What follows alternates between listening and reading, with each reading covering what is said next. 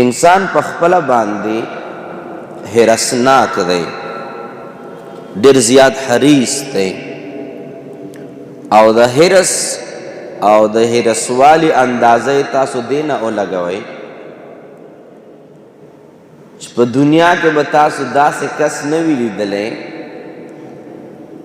چې د مال و دولت و دنیا کمایې کې چرته بس ویلی وي. ما خو به دومره عمر ویلا نه، خو ما سره چې مخامخ کوم مشران راته ناست دي، په ژوند کې به تاسو داسې سړی نه وي لیدلی چې هغه ګټه کړې وي او هغه وایي چې نوره به کوم نوره به کوم او ښې ډېرې پیسې وګټي او یو ورځ ووایي چې بس نورې پیسې او نور مال و دولت نه ګټم، د دنیا نه به بس اوسه پورې م چا نه ویلي. او ویلي به ځکه نه وي چې حدیث پاک مبارک په دې باندې ګواه دی. حضور نبی کریم صلی الله علیه وسلم ارشاد فرمایي چې کچره یو انسان مال و دولت نه یو غټه وادي ډکه شي، یعنې د دوو غرونو په منځ کې چې کوم یو غټه وادي ده، یو غټ میدان ده، هغه ډکه شي، نبی پاک مبارک فرمایي چې دا سړی به وایي چې اوس یوه بله وادي م ډکه وای د پیسو د مال و دولت نه چې دوه وادیانې مو وای. نو انسان کلم بس نه وایي په مال و دولت کې. وجه دا ده چې مال سره دومره زیاته مینه ده د انسان چې پلار خفه کولی شي په مال او په دولت باندې، چې د مور او د پلار ټول نه قریبه رشته ده، هغه قریبه رشته په یو څیز باندې بچی ورانولی شي خرابولی شي چې هغه څیز مال او دولت دی. پلار ته څوک تیزه خبره هم نشي کولی چې کله د پلار عظمتونو ته انسان سوچ وکړي، خو که پلار یو 2-3 روپۍ زیاتې طلب وکړو یا 2-3 روپو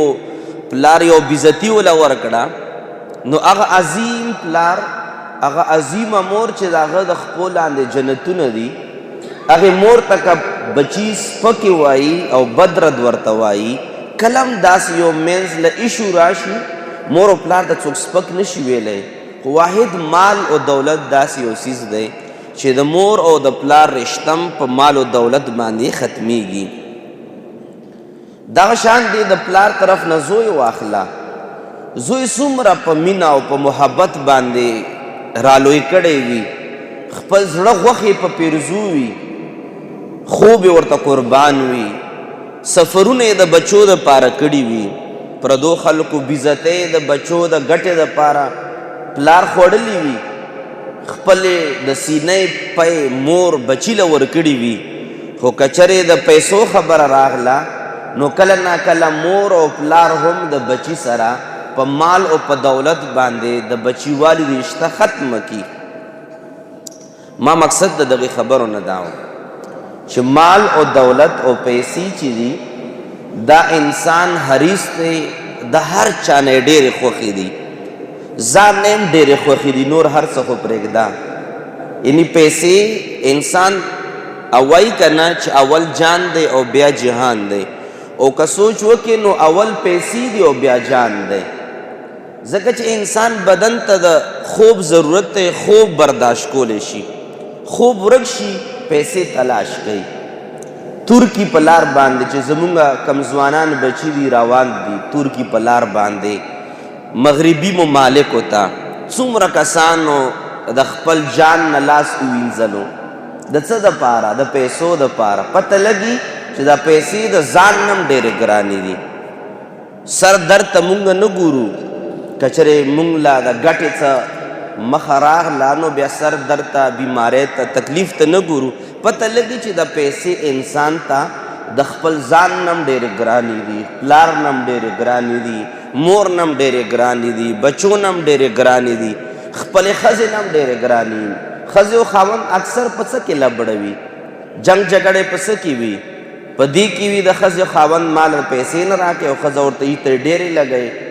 خاوند ورته یې ترې ډېرې لګوي، ښځه ورته وایي چې پیسې نه راکوي. د ښځې نه هم پیسې ډېرې ګرانې دي انسان ته. چې کله موږ په دې فلسفه باندې ورسېدو چې د پیسې مال او دولت دا د ځان نم ډېر ګران دی، د مور او د پلار نم پیسې ډېرې انسان ته ګرانې دي، خپلو بچو نم ډېرې زیاتې ګرانې دي. نو په دې اندازه باندې ورسېدو چې اوس رب العالمین موږ نه هغه سیز په خپله نامه باندې غواړي چې کم سیز تا ته د ځان